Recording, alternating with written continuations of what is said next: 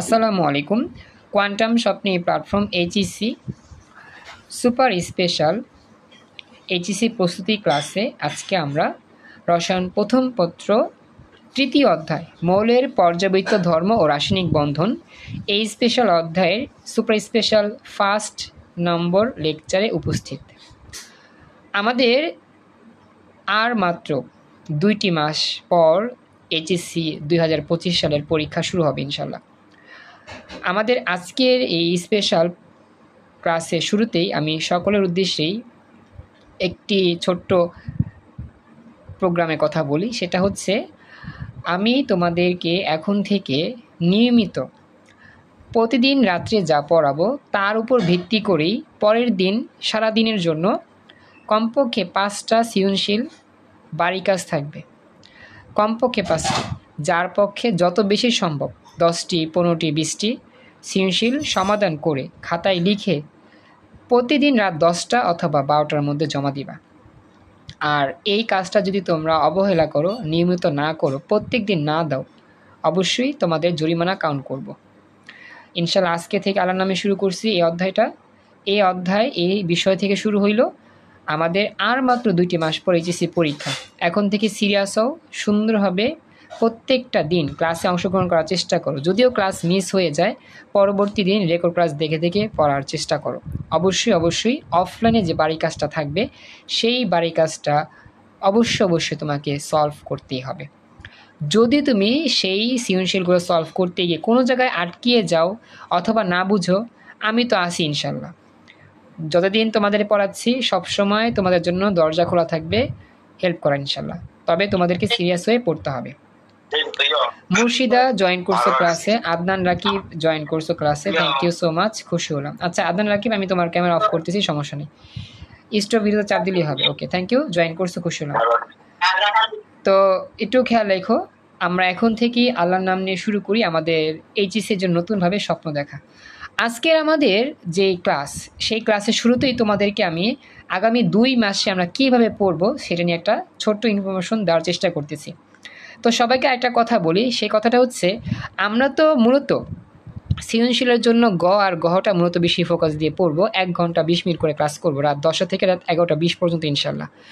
এরপরে আমাদের একটা স্পেশাল প্রোগ্রামের কথা চিন্তা মাথায় এসেছে, সেটা হচ্ছে ক, খ এবং হচ্ছে এমসিকিউ।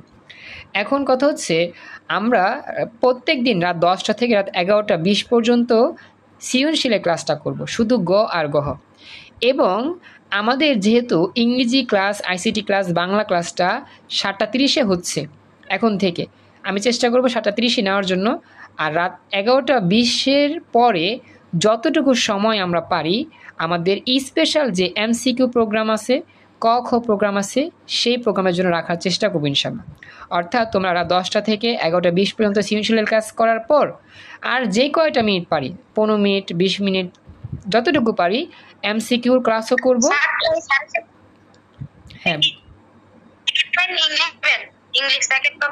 হ্যাঁ, সেকেন্ড পেপার করতেছি, সেকেন্ড পেপার। ওকে, আচ্ছা এখন যেটা বললাম একটু খেয়াল রাখো। তো আমরা 11টা 20-এর পর অর্থাৎ রাত 10টা থেকে 11টা 20 পর্যন্ত। ওকে, থ্যাংক ইউ, খুশি হলাম।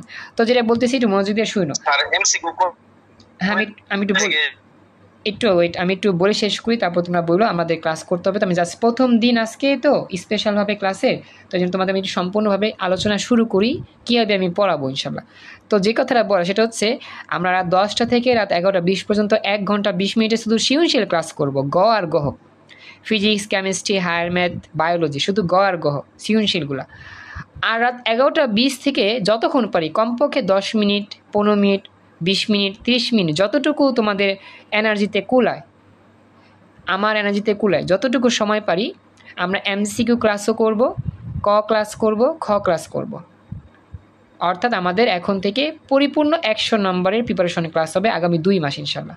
এবং আমাদের এইটা শুধু যে ক্লাস এরকম না, আমি বাড়ির পড়াও দিব, ক খ থাকবে, এমসিকিউ থাকবে, সৃজনশীল তো অবশ্যই থাকবে, কমপক্ষে 5টি সৃজনশীল। এইভাবে আমরা ডে বাই ডে আগামী 2টা মাস পড়ার চেষ্টা করবো ইনশাল্লাহ। সবাইকে একটু বলতেছি, আমি যে সিস্টেমের কথা তোমাদের বললাম, আগামী 2টা মাস তোমাদের জন্য কষ্ট করতেছি, 2টা মাস তোমাদের জন্য বেশি সময় দিচ্ছি। তোমরা কি এই সিস্টেমটা বুঝতে পারছো কিনা?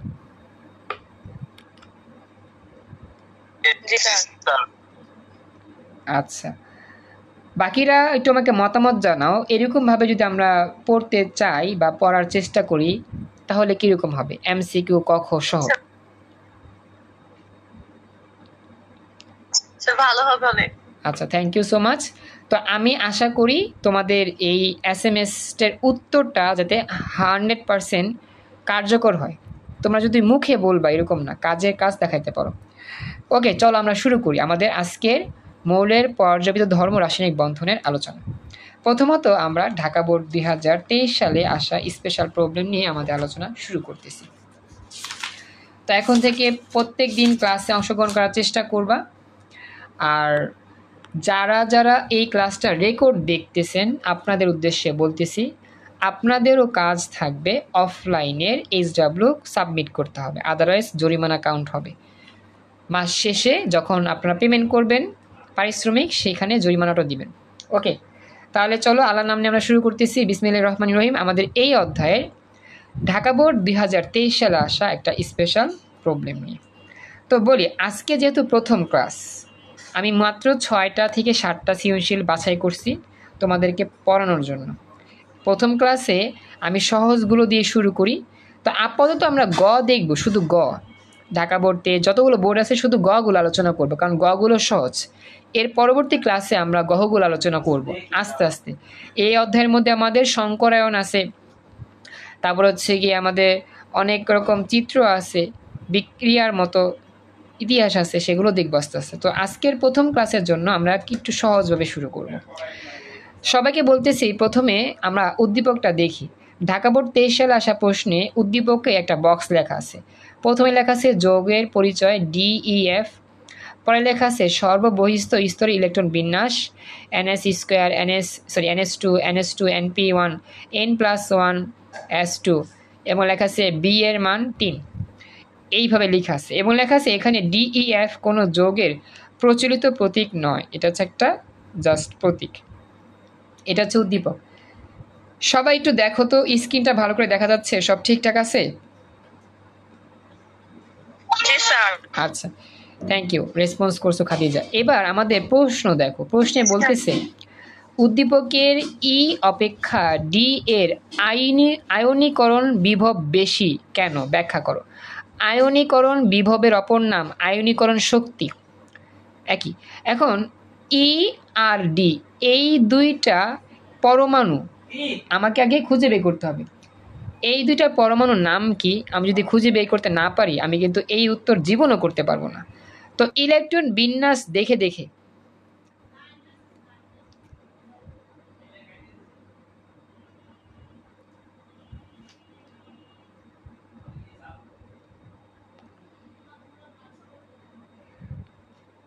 একটু আমাদের নেটওয়ার্কের প্রবলেমের জন্য লোডিং হচ্ছে ক্লাসটা, একটু আমরা ওয়েট করি।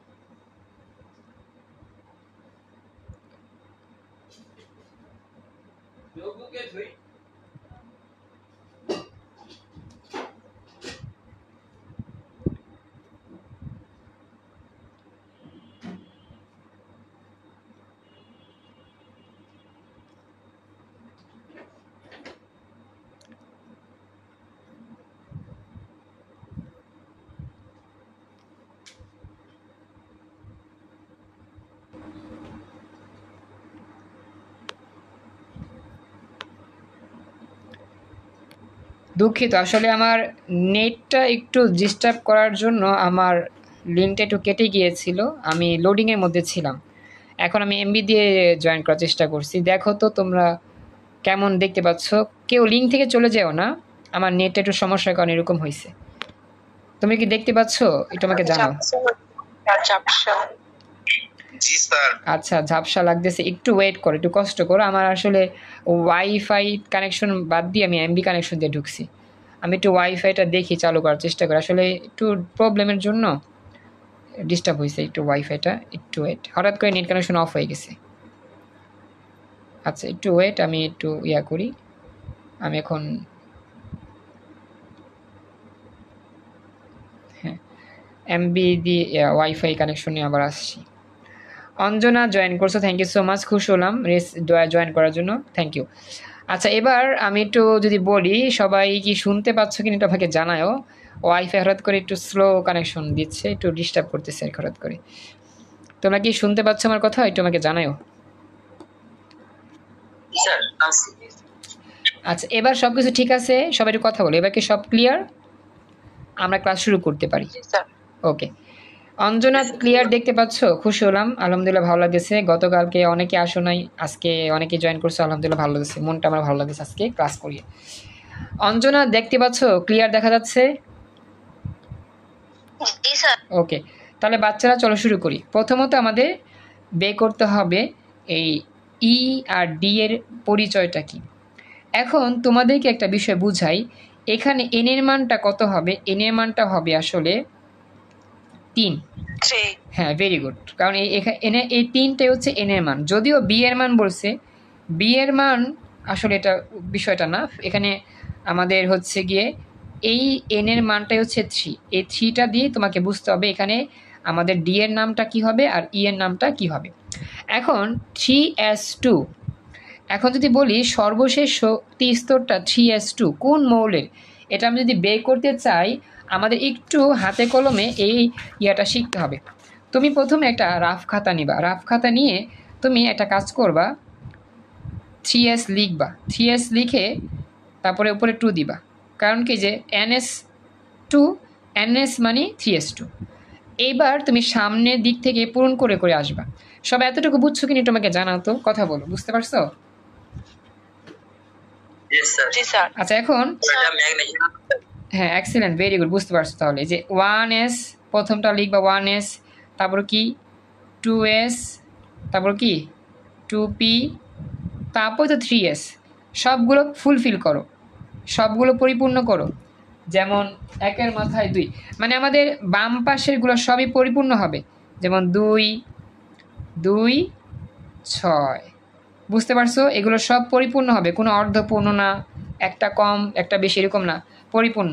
1s2, 2s2, 2p6 আর 3s2। তাহলে এই জায়গায় মোট কয়টা ইলেকট্রন হইল? 10টা, 11, 2, 12টা। তাহলে 12 নম্বর মৌলের নাম কি বলো তো? এক্সিলেন্ট, তার মানে আমাদের এটা হচ্ছে ম্যাগনেসিয়াম, অর্থাৎ ডি মৌলের নাম ম্যাগনেসিয়াম। সবাইকে বুঝছো? কথা বলো, সবাই কথা বলো। তো এইভাবে তোমাকে গেস করতে হবে, এভাবে গেস করতে হবে মৌলের নামটা কি। এখন তোমরা বলো তো ই মৌলের নাম কেমনে বের করতে পারি? এটা কি হবে? 3s2, 3p1। আচ্ছা এখন তুমি দেখো, ভেরি গুড, প্রথমে লিখবা 3s2, তারপরে আছে 3p1, এন এর মান 3, 3p1। এইবার দেখো আগের মতো সেম থাকবে, 1s2, 2s2, 2p6। তাহলে 10টা, 11, 12, 13, 13 নম্বর মৌলের নাম কি বলো তো? অ্যালুমিনিয়াম, মনে আছে? অ্যালুমিনিয়াম, কথা বলো, রেসপন্স করো। আচ্ছা এখন এই বিষয়টাই আমাদের প্রথম কাজ, আমাদের প্রথম বের করতে মৌলের নাম ইলেকট্রন দেখে। তো প্রথমটা হচ্ছে ম্যাগনেসিয়াম, পরে হচ্ছে কি অ্যালুমিনিয়াম। এবার চলো আমরা এখন ব্যাখ্যা করি। সবাই এতটুকু বুঝছো না? প্রাথমিক কাজটা বের করতে হবে, মৌলের নাম বের করতে হবে। সবাই একটু কথা বলো। আদনান, অঞ্জনা, খাদিজা, কবিতা, মুর্শিদা, রিয়াদুল, সেতু, সবাই কি বুঝতে পারছো? ওকে, থ্যাংক ইউ। এখন আমরা মেন কাজ করব। হ্যাঁ মেন, হ্যাঁ বলো বলো রিয়াদুল। স্যার আমরা যেহেতু এইচএসসি 25, তাহলে স্যার আমাদের এত গভীরে মানে নাম জলে ভালো আছে, আমাদের তো এগুলো বেসিক জানা আছে। আচ্ছা স্যার ঠিক আছে, কত দিক কত। আচ্ছা বলে প্রথম ক্লাস তো, আচ্ছা বুঝছি। হ্যাঁ না প্রথম ক্লাস তো এই জন্য একটু মানে লং করে বোঝাচ্ছি, পরবর্তীতে লং করবো না। তো প্রথমবার যেহেতু এই ক্লাসটা তো মনে করো ইউটিউবে যাবে প্রথম, এর আগে কখনো ক্লাস নিয়ে নেই, তো প্রথমবার যেহেতু ক্লাস নিচ্ছি তাই আর কি প্রথমবার একবারে শুরু থেকে আলোচনা করে দিলাম, পরবর্তীতে আমি আর আলোচনা করব না। একবার বুঝেছি যেহেতু পরে বাকি এমনি পারবা, কিছু মনে করো না। আর এটা প্রথম যেহেতু আজকে ক্লাস, এই জন্য একটু আস্তে আস্তে পড়াচ্ছি, কথা বুঝছো?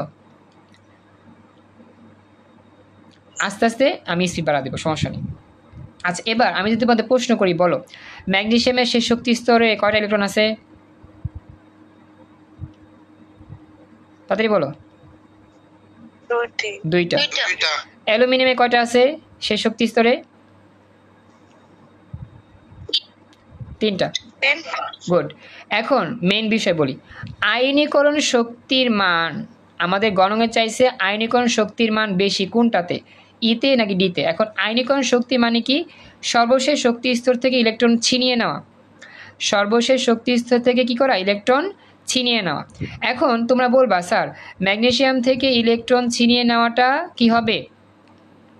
বেশি সহজ হবে, কারণ ম্যাগনেসিয়ামের শক্তি স্তর ইলেকট্রন আছে দুইটা, অ্যালুমিনিয়ামে আছে তিনটা। তো তিনটা ইলেকট্রন সরিয়ে নেওয়া বেশি কষ্ট না দুইটা ইলেকট্রন সরিয়ে নেওয়া বেশি কষ্ট? কোনটা বেশি কষ্ট বলো তো? তিনটা ইলেকট্রন ছিনিয়ে নেওয়া বেশি কষ্ট। তাহলে অ্যালুমিনিয়ামের আয়নীকরণ বিভবের মানটা বেশি হবে, ম্যাগনেসিয়ামেরটা কি হবে? কম হবে। কথা কি বুঝছো? রেসপন্স করো। অ্যালুমিনিয়ামেরটা বেশি হবে কারণ তিনটা ইলেকট্রন, ম্যাগনেসিয়ামেরটা কম হবে। কথা না বুঝলে বইলো, বুঝছো এতটুকু? তাড়াতাড়ি বলো। আচ্ছা, কিন্তু বাস্তবে উল্টা, বাস্তবে উল্টা এই জন্য আমাদের এখানে অ্যাসের অরবিটালটা পরিপূর্ণ, এখানে অ্যাস অরবিটাল পরিপূর্ণ, কিন্তু পি হচ্ছে কি অপূর্ণ। মনে রাখবা, আমাদের যদি কোনো একটা পরিপূর্ণ ইলেকট্রন, পরিপূর্ণ অরবিটাল থেকে ইলেকট্রন ছিনিয়ে নিতে হয় তাহলে সেই জায়গায় বেশি কষ্ট। পরিপূর্ণ অরবিটাল থেকে ইলেকট্রন ছিনিয়ে নেওয়া সবচেয়ে বেশি কষ্ট, আর অপূর্ণ বা অর্ধপূর্ণ থেকে ছিনিয়ে নেওয়া কম কষ্ট। কথা বুঝছো? খেয়াল রেখো, অ্যাসের ইলেকট্রন, অ্যাস অরবিটালটা পরিপূর্ণ দুইটাই আছে, এখানে সর্বশেষ শক্তি স্তর অ্যাসও আছে পিও আছে, কিন্তু এখানে অ্যাস ছাড়া পি এর মধ্যে ইলেকট্রনটা কিন্তু একটা, তাহলে পি এ থেকে ইলেকট্রন ছিনিয়ে নেওয়া সহজ, কারণ পি অপূর্ণ। কথা কি বুঝছো? রেসপন্স করো। পি অপূর্ণ, এই জন্য পি থেকে ইলেকট্রন ছিনিয়ে নেওয়া সহজ। তার মানে এই ক্ষেত্রে সেই হিসাবে অ্যালুমিনিয়ামের আয়নীকরণ শক্তির মান কম, ম্যাগনেসিয়াম বেশি। আর অ্যালুমিনিয়াম হচ্ছে ডান দিকে, ম্যাগনেসিয়ামটা বাম দিকে। আমরা জানি বাম দিকের মৌলসমূহের আয়নীকরণ শক্তির মান কম, ডান দিকের বেশি। ম্যাগনেসিয়াম বাম দিকে থাকা সত্ত্বেও ম্যাগনেসিয়ামেরটা কি বেশি? কেন বেশি? ম্যাগনেসিয়ামের পরিপূর্ণ অরবিটাল থেকে ইলেকট্রন নিতে হবে, অ্যালুমিনিয়াম ডান পাশে থাকা সত্ত্বেও এর কম। কেন কম? এটার অপূর্ণ অবস্থা নিতে হবে। এটা হচ্ছে মূল ব্যাখ্যা। এখন আমরা ব্যাখ্যাগুলো দিলেই উত্তর শেষ।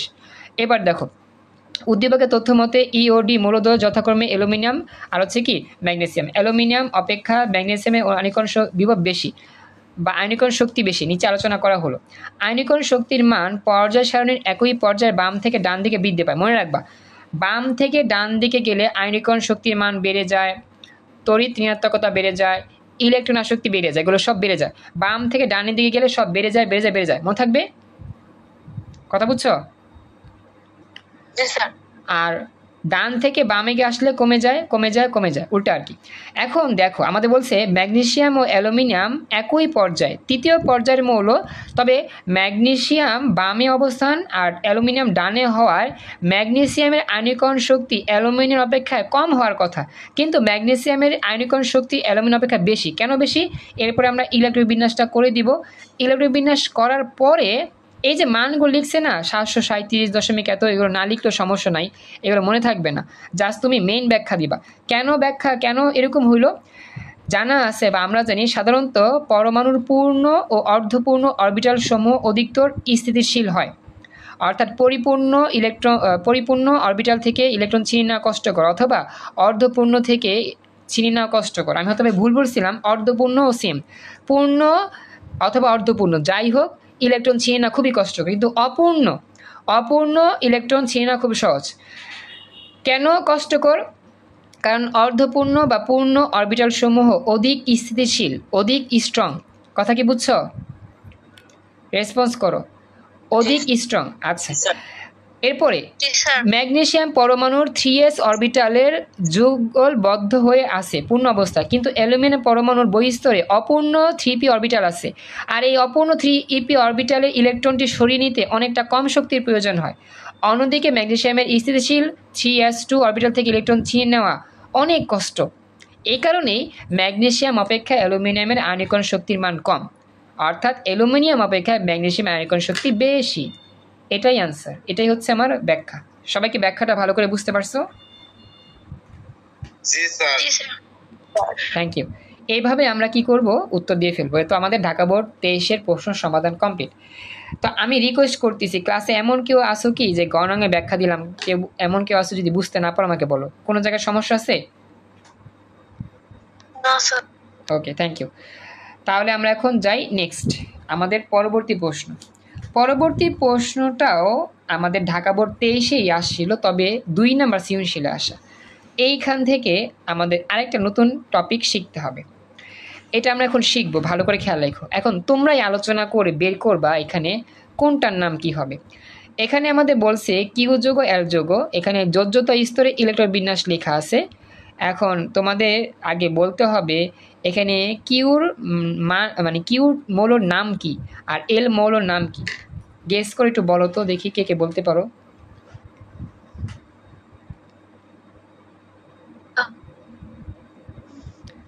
স্যার এখানে এন এর সর্বনিম্ন মান প্রযোজ্য, মানে এন এর মান কি 2 নাকি? আচ্ছা, এখানে এন এর মানটা হবে তোমার 4, যেহেতু মাইনাস আছে, এন মাইনাস এন এর মানটা 4 হইলে 3d। আর এখানে সর্বনিম্ন মান 4, সর্বোচ্চ মান 4। ঠিক আছে, বুঝি না রিয়াদুল কি বললা? ওখানে বলা আছে এন এর সর্বনিম্ন মান। ও সরি, এখানে এন এর সর্বনিম্ন মান প্রযোজ্য। আচ্ছা, এখানে নিম্ন বলতে আমরা আসলে এই সেন্সে এখানে বলি, একটা বিষয় বুঝাই। আমাদের এখানে এই সেন্সে আমরা জানি এখানে ডি থাকলে 3d বোঝায়, আর এরপরে যদি এস থাকে তাহলে 4s বোঝায়, এভাবে বলবা। ঠিক আছে, আমাদের এখানে আমরা যদিও জানি সর্বনিম্ন মানটা কত হয়, 4ই হয়, 4। কারণ কি এসপিডিএফ 4টা অরবিটালের জন্য 4টা শক্তি স্তরই কাজ করে, সর্বনিম্ন মানটা 4ই ব্যবহার করি, সেক্ষেত্রে 4ই ব্যবহার করবে এন এর মান। কথা বুঝছো? আমাদের এসপিডিএফ ছাড়া অন্য কোনো নাই, অরবিটাল সমূহ নাই, এজন্য আমরা 4ই ব্যবহার করব সর্বনিম্ন, বা এন এর মানটা আমরা 4 ধরবো এই ক্ষেত্রে। কথা কি বুঝছো যা বললাম? একটু রেসপন্স করো, সবাই একটু কথা বলো।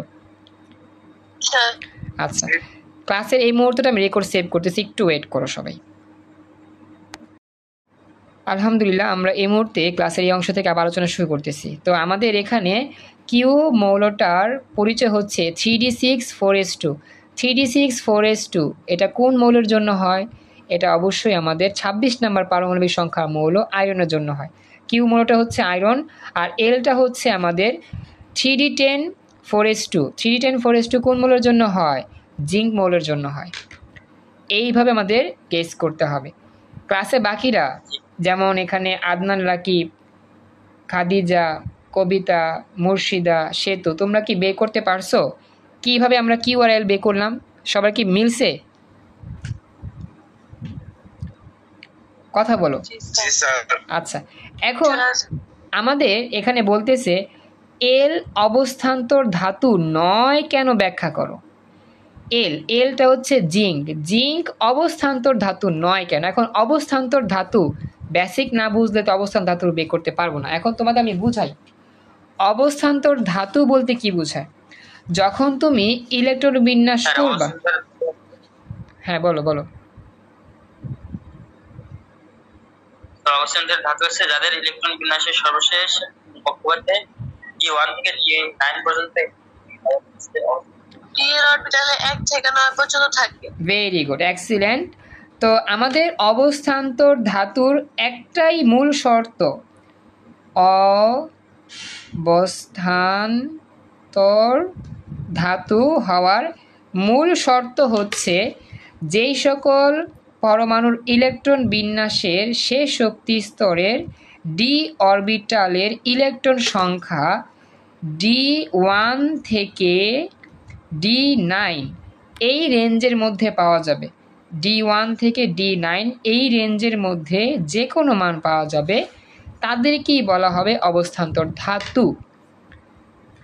সবাইকে বলতেছি, কথার মনোযোগ দিও। যেই সকল পরমাণুর ইলেকট্রন বিন্যাসের শেষ শক্তি স্তরে ডি অরবিটালের ইলেকট্রনীয় কাঠামো যদি হয় D1, D2, D3, D4, D5, D6, D7, D8, D9, যদি এইরকম D1 থেকে D9 এর মধ্যে পাওয়া যায়, তাহলে ওই সকল মৌলকে বলা হয় অবস্থান্তর ধাতু। আর এটা ছাড়া আমাদের বাকিগুলো অবস্থান্তর ধাতু নয়। এই রেঞ্জের মধ্যে না থাকলে অবস্থান্তর ধাতু নয়। কথা কি বুঝছো? জি স্যার। আচ্ছা, তবে এখানে একটা কাহিনী আছে। কাহিনী হচ্ছে স্থিতিশীল আয়নের ইলেকট্রন বিন্যাস। স্থিতিশীল আয়ন, এইটা তোমাকে বুঝতে হবে। স্থিতিশীল আয়ন, স্থিতিশীল আয়নের ইলেকট্রন বিন্যাস তোমাকে বের করতে হবে। প্রথম হচ্ছে মেইন পরমাণুটা বের করবা, তারপর হচ্ছে কি করবা, স্থিতিশীল আয়নের ইলেকট্রন বিন্যাস বের করে দেখবা যে এই রেঞ্জের মধ্যে থাকলেই অবস্থান্তর ধাতু, না থাকলে কি নয়, অবস্থান্তর ধাতু নয়। এখন স্থিতিশীল আয়ন কেমনে বের করে? ইলেকট্রন ছিনিয়ে নিয়ে, শক্তিস্তর ইলেকট্রন কি করে ছিনিয়ে নেওয়া, এটা হচ্ছে স্থিতিশীল অবস্থা। এবার চলো আমরা উত্তরটা যাই। প্রথমত আমরা কি করব, আমরা তো বুঝতে পারলাম, গেস করলাম এখানে এল হচ্ছে জিঙ্ক। উদ্দীপকের তথ্য মতে এল হলো জিঙ্ক, কারণ ডি অরবিটালের জন্য এন এর সর্বনিম্ন মান 3। ডি অরবিটালের জন্য এন এর সর্বনিম্ন মান কি 3, কারণ কি 3D হয়। হ্যাঁ, আমরা কি জানি আমাদের, কারণ 2D কি হইতে পারে দেখো তো, 5D 6D 4D এগুলো হয় না? কথা বুঝো? আমাদের দেখো 3D হয়, 4Dও হয়, 5Dও হয়, 6Dও হয়। আচ্ছা, আমাদের কি 2D এরকম কোনো অরবিটাল সম্ভব বাস্তবে? 2D সম্ভব নয়। তাহলে ডি এর মধ্যে, ডি এর রেঞ্জের সর্বনিম্ন মান কত? 3। এটাই আর কি, এটাই বলছে যে আমার ডি অরবিটালের জন্য এন এর সর্বনিম্ন মান 3। এবার বুঝতে পারছো তো? এন এর মান এগুলো এন এর মান, এই জন্যই বলছে ডি আমার এখানে এন এর সর্বনিম্ন মান কত? 3। ওকে, আচ্ছা। এবার বলতেছে তাই n-1 এর জন্য n হবে কত? 4। তাহলে n-1 ডি NH2 হবে 3D10 আর কি 4s2, যা জিঙ্কের বহিস্তরে ইলেকট্রন বিন্যাস বোঝায়। জিঙ্ক অবস্থান্তর ধাতু নয়, নিচে ব্যাখ্যা করা হলো। তোমরা কি এইখান থেকে এতটুকু পয়েন্ট ভালো করে বুঝতে পারছো? ব্যাখ্যা দিয়ে আসলাম যা যা। এবার অবস্থান্তর ধাতুর নয় কেন ব্যাখ্যা করব।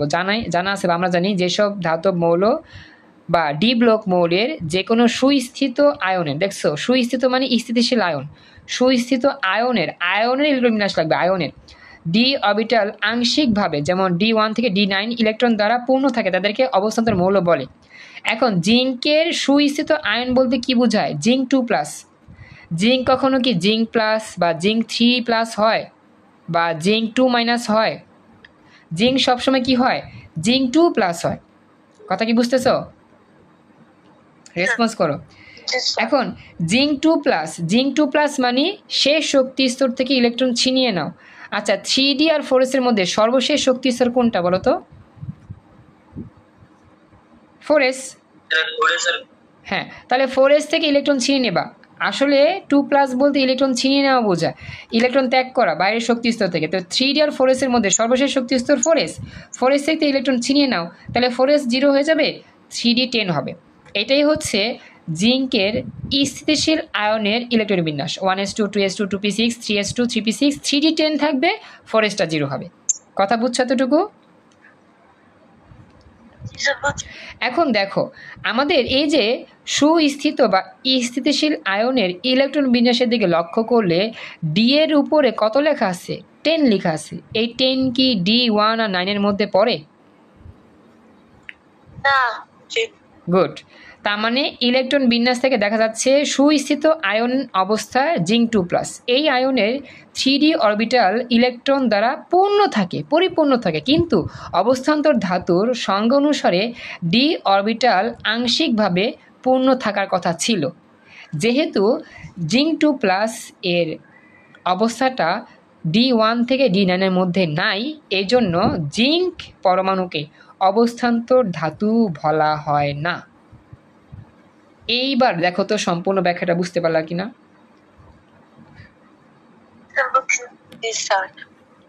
Thank you. আদনান, রাকিব, অঞ্জনা, মুর্শিদা, সেতু, রিয়াদুল, বুঝতে পারছো?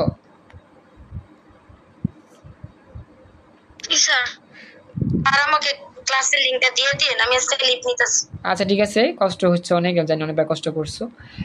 এবার দেখো বাকিরা কি বুঝতে পারছো এতটুকু? আচ্ছা, এটা আমাদের শেষ। তো আমাদের 2টা চলে গেল। এবার আমি পরবর্তী প্রশ্নে হাজির হচ্ছি। তো এইভাবে যদি আমরা একটু মনোযোগে দেখি, মোটামুটি আমরা ভালো বুঝতে পারবো। এইবার পরবর্তী হচ্ছে রাজশাহী বোর্ড 23 সালে আসা প্রশ্ন। এখন এটা আরো মজাদার বিষয়, খেয়াল রাখো। আমাদের বলতেছে এখান থেকে অবশ্যই পরমাণু নাম বের করতে হবে বুঝে বুঝে। এখন গণকে বলতেছে এ বি অপেক্ষায় এ টু ডি এর স্ফুটনাঙ্ক বেশি কেন? এটার স্ফুটনাঙ্ক কম বেশি কেমনে হবে আমি বুঝাবো। আগে নামগুলো বের করো, এ এর নাম কি, বি এর নাম কি, ডি এর নাম কি। এখন দেখো, এ হচ্ছে প্রথম কলামের আর প্রথম পর্যায়ের মৌল, বি হচ্ছে কি দ্বিতীয় পর্যায়ের 17 নাম্বার মৌল গ্রুপের মৌল, আর ডি হচ্ছে দ্বিতীয় পর্যায়ের 16 নম্বর গ্রুপের মৌল। এবার তোমরা একটু গেস করো তো এর নাম কি হবে বলো তো? এ কি হবে? এ তো পারবা, এটা কি হবে? এর নাম কি? হাইড্রোজেন। Good, hydrogen. আচ্ছা, তাহলে বলো hydrogen, helium, lithium, beryllium, boron, এরকম তো করা যায়, তাই না? আচ্ছা, কি হবে?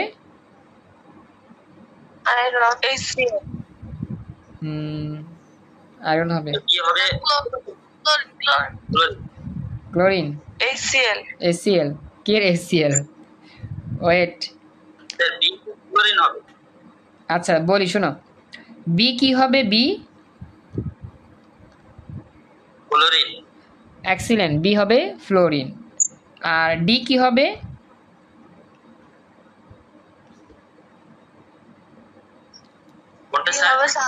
D D D D oxygen. Good, oxygen. এখন বি হবে ফ্লোরিন, ডি হবে অক্সিজেন। কেমনে? এ তো বুঝছি, এটা হচ্ছে আমাদের হাইড্রোজেন। বি হবে তোমার, হ্যাঁ ডি অক্সিজেন কি আমি বুঝাবো। আগে তুমি দেখো দ্বিতীয় পর্যায়ের 16 নম্বর গ্রুপ। আচ্ছা, এটা ইলেকট্রন বিন্যাস করলেই বুঝবা, আমি একটু বুঝা দিই। হ্যাঁ, একটু রিয়াদুল একটু ওয়েট করো, ওদের একটু বুঝা দিই। কি হয় আগে দেখো, আমি একটু বুঝাই, একটু দেখো। দ্বিতীয় পর্যায়ে মানে 1s আর 2s নিয়ে কাজ হবে। হ্যাঁ দেখো, খেয়াল করবা, 1s 2s 2p, এর বাইরে যেতে পারবা না, কারণ দ্বিতীয় পর্যায়ে বি আর ডি সব দ্বিতীয় পর্যায়ে। তুমি 1s 2s এর পর 2pর পর 3s লিখতে পারবা না, কথা বুঝছো? রেসপন্স করো। এখন এখন তুমি এই জায়গার মধ্যে চিন্তা করো, এবার তুমি চিন্তা করো। হ্যাঁ বুঝছো, এটা হচ্ছে ডি, আগে বি বের করো। বি হচ্ছে 7, মানে আমাদের দ্বিতীয় পর্যায়ে 7টা ইলেকট্রন থাকবে, 17টা না, 17 মানে কি আসলে এখানে আমার এস আর পি যেহেতু দ্বিতীয় শক্তি স্তরের শেষ অরবিটাল, এজন্য এই দুটা সংখ্যার যোগফলকে 10 দিয়ে যোগ করলে গ্রুপ সংখ্যা পাওয়া যায়।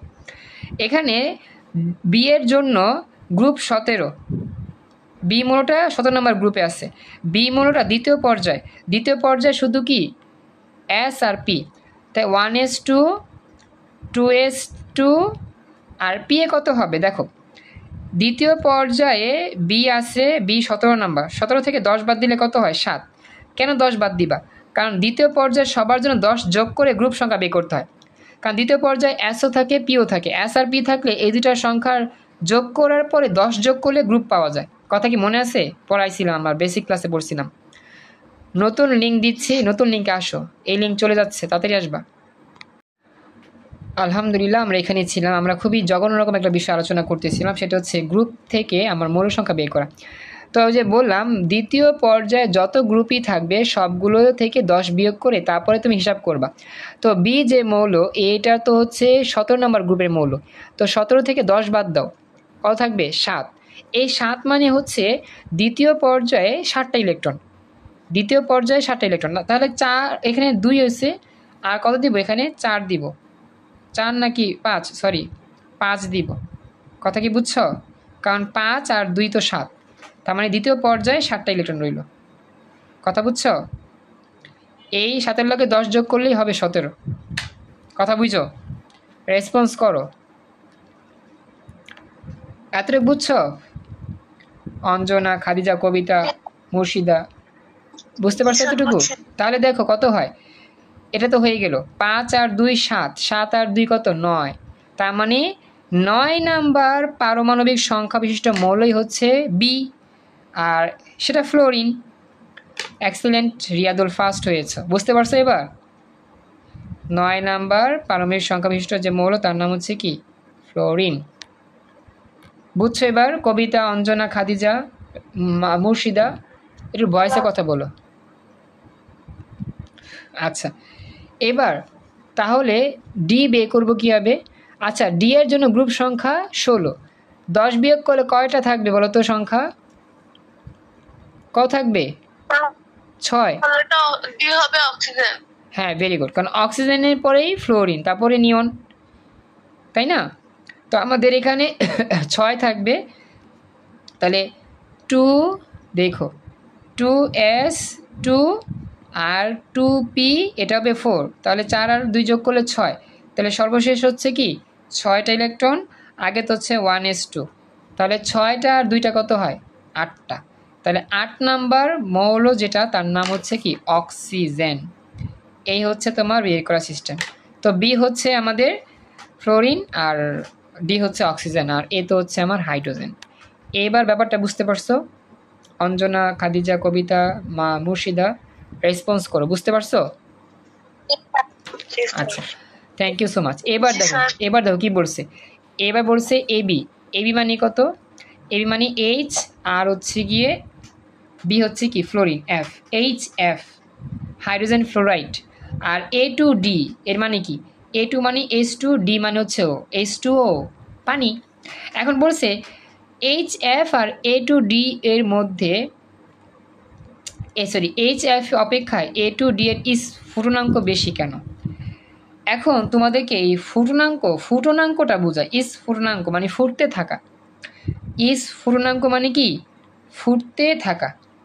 এখন তোমাদেরকে আমি একটা বিষয় সংক্ষেপে বুঝাই, তাহলে এটা পুরোপুরি ব্যাখ্যাটা বুঝতে পারবা। আমাদের মনে করো পানি, এই পানি যে যৌগটা, এই যৌগের মধ্যে হাইড্রোজেন বন্ধন আছে। কি বন্ধন? হাইড্রোজেন বন্ধন। এখন হাইড্রোজেন বন্ধন মনে করো এরকম আছে, এইখানে একটা আছে হাইড্রোজেন বন্ধন, তারপর এখানে আছে একটা হাইড্রোজেন বন্ধন, তারপর এখানে আছে একটা হাইড্রোজেন বন্ধন, এরপরে সাপোজ এখানে একটা হাইড্রোজেন বন্ধন আছে। এই হাইড্রোজেন বন্ধনগুলো এরকম এইচএইচ এইচএইচ এইচএইচ এইচএইচ, 1 2 3 4, 4টা হাইড্রোজেন বন্ধন আছে পানির মধ্যে। মনে করো, সবাই কি কথা বুঝছো? কথা বলো। আচ্ছা, এবার এই হাইড্রোজেন বন্ধন যদি ভাঙতে চাও, তোমার কি করতে হবে? বাহির থেকে আগুন দিতে হবে। আগুন, আগুন মানে কি? তাপ শক্তি। আগুন মানে কি? তাপ শক্তি। কথা বুঝতেছো? এই হাইড্রোজেন বন্ধন ভাঙতে কি করতে হবে? আগুন দিতে হবে, তাপ শক্তি দিতে হবে। তাহলেই আস্তে আস্তে তাপ দিলে এটা ভেঙে যাবে, হাইড্রোজেন বন্ধন ভেঙে যাবে। কথা বুঝছো? আচ্ছা, এবার তাহলে এখানে হাইড্রোজেন বন্ধন কি একটা আছে না 4টা আছে? 4টা। আচ্ছা, এখন একটা হাইড্রোজেন বন্ধন ভাঙতে যদি তোমার তাপমাত্রার পরিমাণটা সাপোজ 25 ডিগ্রি সেলসিয়াস হয়, তাহলে 4টা ভাঙতে 25 25 25 মোট কত করে লাগবে? কত লাগবে বলো তো? 125। 100 সব মিলে কত লাগবে? 100 ডিগ্রি লাগবে। এটার জন্য 25, এটার জন্য 25, প্রতিটাই ভাঙতে হবে। তাহলে মোট কত ডিগ্রি হইল? 100। কথা বুঝছো? আচ্ছা, তাহলে আমাদের মোট 100 ডিগ্রি 100 ডিগ্রি সেলসিয়াস তাপমাত্রা লাগতেছে এই সবগুলো ভাঙতে। তার মানে পানির স্ফুটনাঙ্ক কত ডিগ্রি সেলসিয়াস? 100 degree Celsius. এবার বুঝতে পারছো? না স্যার, বোঝো নাই? আচ্ছা, বন্ধন কেমনে হইল? মানে হাইড্রোজেনের মধ্যে পানির মধ্যে 4টা বন্ধন কেমনে হইলো এটা? জি স্যার। এটা মুখস্থ রাখতে হবে। এটা পানির যে বন্ধন আছে সেই বন্ধনের স্ট্রাকচার থেকে তোমাকে দেখাতে পারবো। মনে রাখবা, পানিতে 4টা হাইড্রোজেন বন্ধন থাকে আর হাইড্রোজেন ফ্লোরাইডে 1টা হাইড্রোজেন বন্ধন থাকে। এটা পানির কাঠামো দেখাইলেই তুমি বুঝতে পারবা। আমি একটু পর দেখাবো। কথা বুঝছো? জি স্যার। ওকে, এটাই আর কি বিষয়। তো মনে রাখবা, পানিতে হাইড্রোজেন বন্ধন 4টা ভাঙতে কত লাগবে? 100 ডিগ্রি সেলসিয়াস। আচ্ছা, তাহলে কি এখানে তাপ শক্তিটা বেশি লাগতেছে। আর হাইড্রোজেন ফ্লোরাইড যে যৌগ আছে, এইখানে হাইড্রোজেন বন্ধন বা হাইড্রোজেন বন্ধন 1টা। তাহলে এখন বলো, 1টা ভাঙতে লাগে 25 ডিগ্রি আর 60টা ভাঙতে লাগে মোট 100। তাহলে কোন জায়গায় বেশি লাগলো? পানিতে না এখানে হাইড্রোজেন ফ্লোরাইডে? কোন জায়গায় বেশি লাগছে বলো? পানিতে। কথা বুঝছো তো? এই জন্য পানির স্ফুটনাঙ্কটা বেশি, হাইড্রোজেন ফ্লোরাইডের স্ফুটনাঙ্ক কম। এটাই বলছে যে আমার হাইড্রোজেন ফ্লোরাইডের চেয়ে পানির স্ফুটনাঙ্ক বেশি কেন। শেষ, আমি বুঝাই দিলাম, এখন আমি বর্ণনা করলে বুঝবা। শেষ। এবার খেয়াল করো, এখন আমাদের উদ্দীপকটার বাকি অংশটা আমরা লিখতেছি যে উদ্দীপক হতে আমরা পাই এ বি ডি মৌল 3টি যথাক্রমে হাইড্রোজেন, ফ্লোরিন, অক্সিজেন। তাই এ বি আর এডি যৌগগুলো হলো হাইড্রোজেন ফ্লোরাইড আর পানি। হাইড্রোজেন ফ্লোরাইড অপেক্ষায় পানি এর স্ফুটনাঙ্ক বেশি। নিচে এর কারণ ব্যাখ্যা করা হলো। এখন আমি এটার ব্যাখ্যা দিচ্ছি, খেয়াল করো। উদ্দীপকে হাইড্রোজেন ফ্লোরাইড ও পানি যৌগদ্বয়ের কেন্দ্রীয় মৌল হচ্ছে ফ্লোরিন আর অক্সিজেন। উভয়টি তীব্র তড়িৎ ঋণাত্মক মৌল। কেন্দ্রীয় পরমাণু কেন্দ্রে যারা থাকবে, হাইড্রোজেন ফ্লোরাইডের মধ্যে এফ হচ্ছে কেন্দ্রীয় মৌল আর পানির মধ্যে ও হচ্ছে কেন্দ্রীয় মৌল। এগুলো মুখস্থ করতে হবে। কথা বুঝছো? কেন্দ্রীয় মৌল মানে একটা যৌগের কাঠামোতে কেন্দ্রে বা মাঝখানে যে মৌল থাকে তার নাম কেন্দ্রীয় মৌল। তো হাইড্রোজেন ফ্লোরাইডের মধ্যে এফটা হচ্ছে কেন্দ্রীয় মৌল আর অক্সিজেনের মধ্যে ও হচ্ছে কেন্দ্রীয় মৌল। অবশ্য কেন্দ্রীয় মৌলটা বের করার নিয়ম হচ্ছে যেই মৌলটা সংখ্যায় কম থাকে সেটাকে ধরা হয় কেন্দ্রীয় মৌল। যদিও এখানে হাইড্রোজেন একটা, ফ্লোরিন একটা, কিন্তু ফ্লোরিনের তড়িৎ ঋণাত্মকতা বেশি হওয়াতে এই এফটা হচ্ছে কেন্দ্রীয় মৌল। আর এখানে পানির মধ্যে অক্সিজেন একটা, এস 2টা। যেহেতু অক্সিজেন সংখ্যায় কম, এই জন্য অক্সিজেনটা কেন্দ্রীয় মৌল। কথা কি বুঝছো? এবার রেসপন্স করো।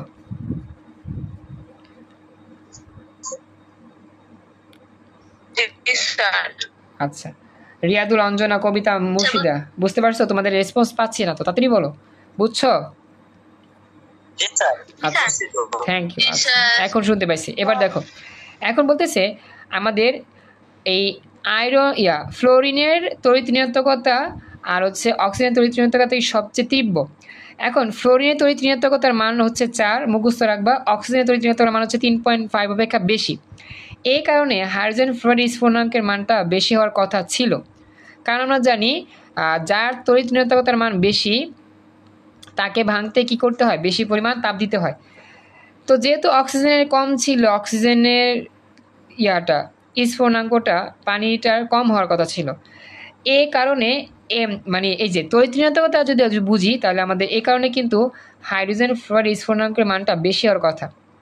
কথাটা সবাই একটু বুঝো।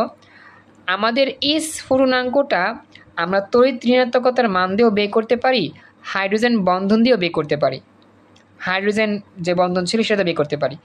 তবে আমাদের বাস্তবিক নিয়মে যেই মৌলটির তড়িৎ ঋণাত্মকতার মান বেশি সেটার ভাঙতে বেশি সময় লাগে, বেশি তাপ লাগে, সেক্ষেত্রে তার স্ফুটনাঙ্ক বেশি হয়। আর যার তড়িৎ ঋণাত্মকতার মান কম তাকে ভাঙতে কম তাপ লাগে, তার স্ফুরণাঙ্কটাও কম হয়। কথা বুঝছো এবার? রেসপন্স করো, বুঝতে পারছো?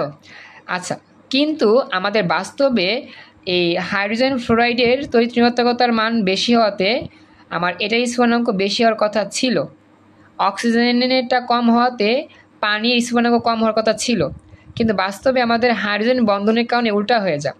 কিন্তু বাস্তবে পানির স্ফুরণাঙ্ক হচ্ছে 100 ডিগ্রি সেলসিয়াস, আর হাইড্রোজেন ফ্লোরাইডের কত? মাত্র 19। আমি যদি ধরছিলাম 25, মাত্র 19.5 ডিগ্রি সেলসিয়াস, এটা অনেক কম। H2 এরটা হচ্ছে 100 ডিগ্রি সেলসিয়াস, আর হাইড্রোজেন ফ্লোরাইড হচ্ছে কি 19.5 ডিগ্রি সেলসিয়াস। পরীক্ষাতে পানিরটাও লিখতে হবে স্ফুরণাঙ্ক, আর হাইড্রোজেন ফ্লোরাইডেরটাও লিখতে হবে, মুখস্থ রাখতে হবে স্ফুরণাঙ্ক মানটা। কি বললো রিয়াদুল, আবার বলো। জি, সব মুখস্থ। ফ্লোরিনের তড়িৎ ঋণাত্মকতা 4, অক্সিজেনের না না করতে হবে তো। কারণ বলি, কারণ দুই ভাবে উত্তর করা যায়, তড়িৎ ঋণাত্মকতা দিয়েও করা যায়, আবার হচ্ছে তোমার স্ফুরণাঙ্ক দিয়েও করা যায়, হাইড্রোজেন বন্ধন দিয়েও করা যায়।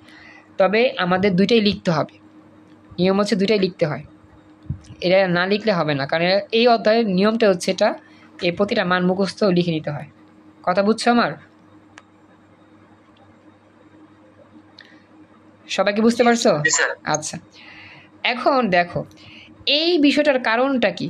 এর কারণ হচ্ছে হাইড্রোজেন এর ক্ষেত্রে কেন্দ্রীয় মৌল ও এর সাথে দুইটি হাইড্রোজেন পরমাণু যুক্ত আছে এবং এতে দুটি মুক্তজোড় ইলেকট্রন থাকার কারণে পানি অণুতে 4টি হাইড্রোজেন বন্ধন সম্ভব। এই যেটাকে পড়াইছিলাম, পানির মধ্যে কয়টি হাইড্রোজেন বন্ধন থাকবে? 4টি। অর্থাৎ প্রতিটি পানি অণুতে গড়ে 3 থেকে 4টি করে হাইড্রোজেন বন্ধন থাকায় পানিকে অনেক তাপ দিয়ে হাইড্রোজেন বন্ধন ভাঙতে হয়। যেহেতু পানিতে হাইড্রোজেন বন্ধন বেশি 4টি, তো পানিকে বেশি পরিমাণ তাপ দিয়ে এর বন্ধন ভাঙতে হয়, যার ফলে পানি ফুটতে শুরু করে বা এর স্ফুরণাঙ্কটা 100 ডিগ্রি সেলসিয়াসে হলে পৌঁছায়। কথা কি বুঝছো কেন এরকম হইল? আচ্ছা, আর অপর দিকে হাইড্রোজেন ফ্লোরাইড যৌগে একটি হাইড্রোজেন পরমাণু থাকায় এখানে মাত্র 2টি হাইড্রোজেন বন্ধন সম্ভব। আমি যদিও একটা বলছিলাম, মনে রাখবা, হাইড্রোজেন ফ্লোরাইডের মধ্যে একটি হাইড্রোজেন পরমাণু থাকায় 2টি হাইড্রোজেন বন্ধন সম্ভব। এই কারণে হাইড্রোজেন ফ্লোরাইড যে যৌগটা আছে তার স্ফুরণাঙ্কের মান অনেক কম। এক্ষেত্রে হাইড্রোজেন ফ্লোরাইড অণুসমূহের একক হাইড্রোজেন বন্ধন দ্বারা আবদ্ধ ওই হাইড্রোজেন বন্ধন ভাঙতে অল্প তাপ শক্তি ব্যয় হয়, অর্থাৎ স্ফুরণাঙ্ক কম হয়। পরীক্ষাতে এই চিত্রটাও আঁকতে হবে আর হাইড্রোজেন ফ্লোরাইডেরটাও আঁকতে হবে। এবার দেখো পানির অণুর গঠনটা তোমরা আঁকবা। 1 2 3 4, 4টা অক্সিজেন, এরপর হাইড্রোজেনগুলো, এরপর হাইড্রোজেনগুলো দেওয়ার মাধ্যমে মোটামুটি বন্ধন হয়েছে হাইড্রোজেন বন্ধন। এরপরে হাইড্রোজেন ফ্লোরাইডের মধ্যে এই যে 1 2 এরকমভাবে দিয়ে হাইড্রোজেন বন্ধন তৈরি হলো। এখন এই চিত্রগুলো কি তোমরা কখনো আঁকছো? বই থেকে আঁকতে পারো?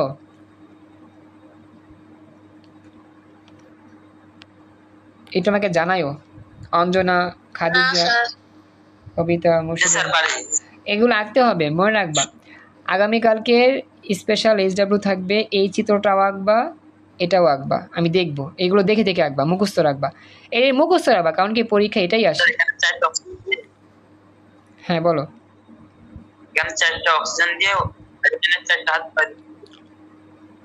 রিয়াদুলের কথা বুঝি না, আবার বলো কষ্ট করে।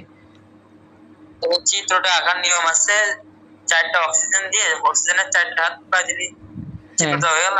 হ্যাঁ গুড, ঠিক আছে, ভালো বলছো। 4টা অক্সিজেন দিয়ে 4টা দিয়ে তোমার হাতের দিয়ে তুমি আঁকতে পারবা। আচ্ছা, এই চিত্র আমি একদিন আলাদা করে আলোচনা করে দিব না, আপাতত মনে রাখবা। এই চিত্র আঁকবা, এই চিত্র আঁকবা। এরপর বলতেছি, সুতরাং বলা যায় পানির অণুতে অধিক সংখ্যক হাইড্রোজেন বন্ধন গঠিত হওয়ার কারণে পানি এর স্ফুরণাঙ্ক হাইড্রোজেন ফ্লোরাইড অপেক্ষায় অনেক বেশি। এই চিত্র দিলে তুমি পূর্ণ নাম্বারটা পাচ্ছ, মানে ভালো করে নাম্বারটা পাবা আর কি। চিত্র না দিলে নাম্বারটা কম দিবে। এই হচ্ছে ব্যাখ্যা। সবাইকে ব্যাখ্যাটা বুঝতে পারছো? পুরো সৃজনশীলটা ভালো করে আলোচনা করলাম, যতটুকু বুঝতে পারছো? জি স্যার। আচ্ছা, থ্যাংক ইউ। জি স্যার। ওকে, মাইমুনা বলে মুর্শিদা কথা বলে, মুর্শিদা কবিতা রেসপন্স করো, বুঝতে পারছো? জি স্যার বুঝছি। Thank you so much. আর যারা রেকর্ড ক্লাস দেখতেছেন তাদেরও বাড়ি কাজ থাকবে, দুটো সলভ করেন। আজকের মতো আমরা ক্লাসটা এখানেই কমপ্লিট করলাম।